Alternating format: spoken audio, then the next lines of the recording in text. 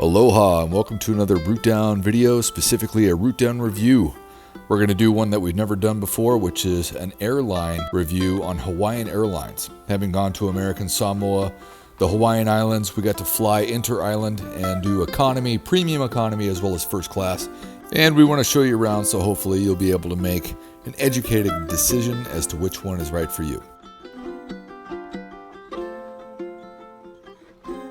First, it'll be important to note that on our economy trip, it's an inter-island 30-minute quick leg, nothing super difficult, so none of the bells and whistles. But we do feel it's important to call out some of the things as Southwest Airlines has moved into the market and there is definitely competition.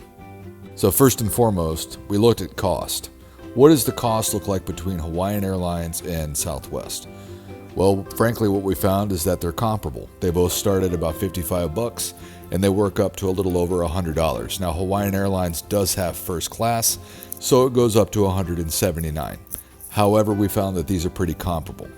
As you dig a little deeper, you start getting into some added costs that may show up. So for example, Hawaiian Airlines will allow you to bring on carry-on items, up to 2 items, just like Southwest. However, Southwest will allow you to check 2 bags for free. Hawaiian Airlines does charge $15 to $25 per bag, which can add up depending on how much you're traveling with. Next is assigned seating. This may be a pet peeve for some people. If you like first class, or if you like knowing exactly where you're going to be sitting and you don't have to compete, Hawaiian Airlines is definitely going to be the one that you want to choose.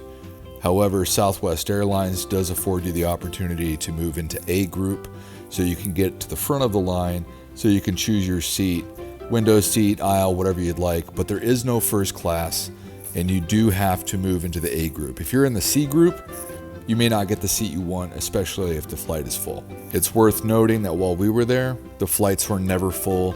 They were maybe a third to half, so we never had any problems getting the seat that we wanted on Southwest. That may be different in the future. Next up is nonstop flights. Hawaiian Airlines has nonstop flights inter-island for every flight. So if you're going to Honolulu to 𝕕𝕠𝕟 in Kauai, or if you're going to the Big Island, Kona, Hilo, you'll be able to get yourself a nonstop flight on Hawaiian Airlines. However, Southwest Airlines, while they do have some nonstop flights, not every flight is going to be nonstop. So if that's important to you, you're probably going to end up on Hawaiian Airlines. However, you may be able to find something on Southwest that is nonstop. You are going to have to look for it.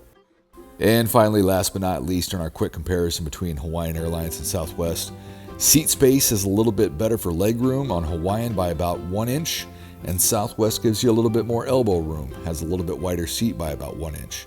So it's comparable. So as mentioned, this is a quick 30-minute flight, nothing crazy.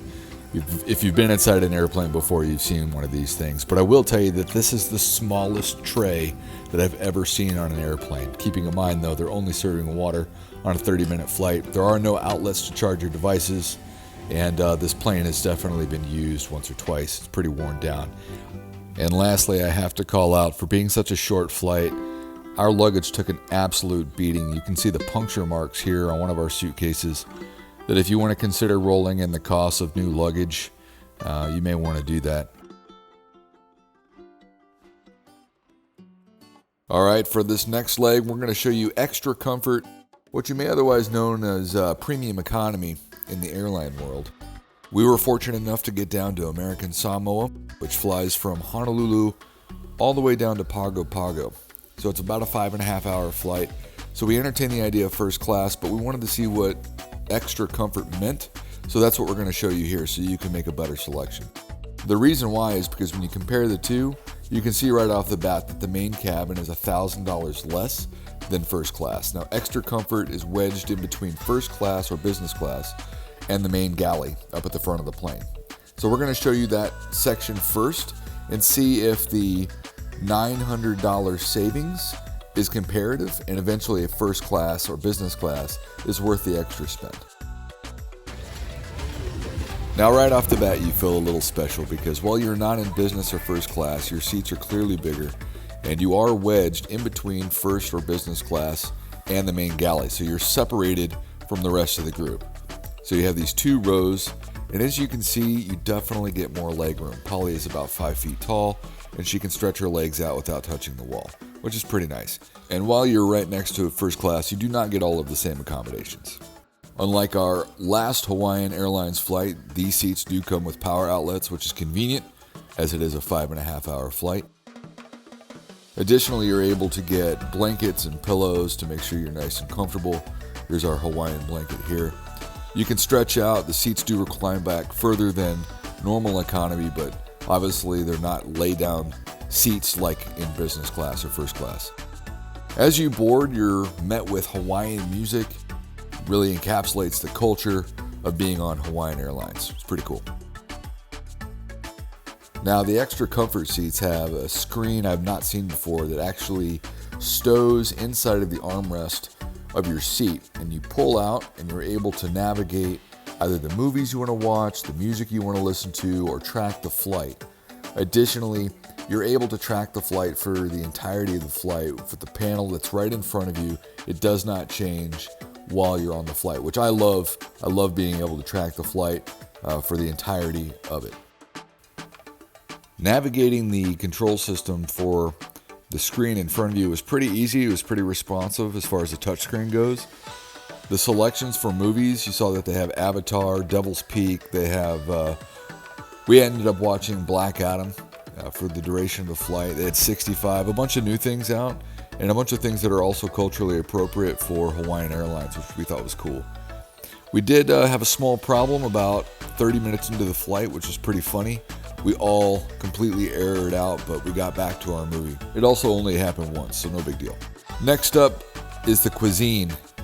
We got essentially pizza Hot Pockets and Maui potato chips, which is totally fine by me.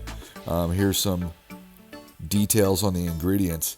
But if you're a vegetarian, like my wife and my daughter are, it could be a long flight.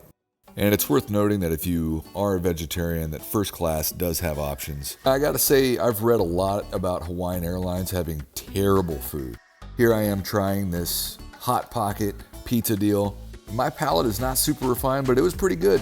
I enjoyed it. And we also really like the Maui onion chips, which we are now going to be finding and pursuing even on the mainland. Well, that was our extra comfort ride down to American Samoa. Next up, we're going to go ahead and take you on our ride back to Honolulu from American Samoa in first class. So right off the bat, I can tell you that flights from American Samoa to Honolulu only leave every couple of days, and we chose first class in this direction because we wanted to take advantage of the lie-down seats. That's because the flight is overnight, leaving at about 11:30 local, arriving at about 6 a.m. in Honolulu. Of course, you're going to get blankets and pillows to wrap up with when you're fully laid down in your seat. But first things first, when you're on business or first class, they obviously get you something nice to drink, get you prepared for your flight, and you're able to spread out immediately. So this is even before takeoff, we're able to stretch out and get comfortable.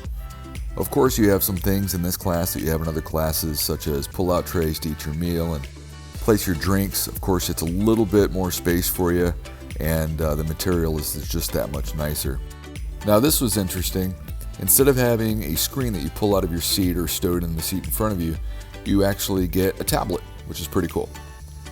Of course, you have dividers, so if you're traveling by yourself in first class, you don't want to talk to your neighbor, you can pull that up.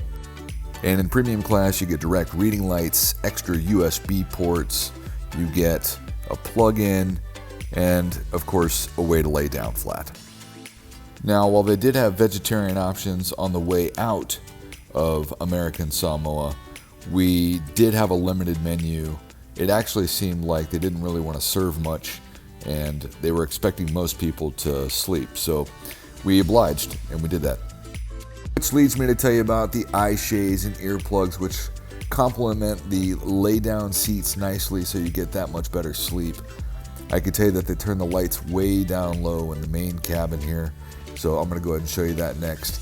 This exposure is turned way up. It was completely pitch black on my phone, but I can tell you that it only helps. So if the value you're looking for in an overnight flight and paying the extra money is the sleep, this is it. Well, thanks for joining us on this review of Hawaiian Airlines and the different classes. If this has been useful to you, make sure to like and subscribe. Leave any comments or questions below and we will respond to them.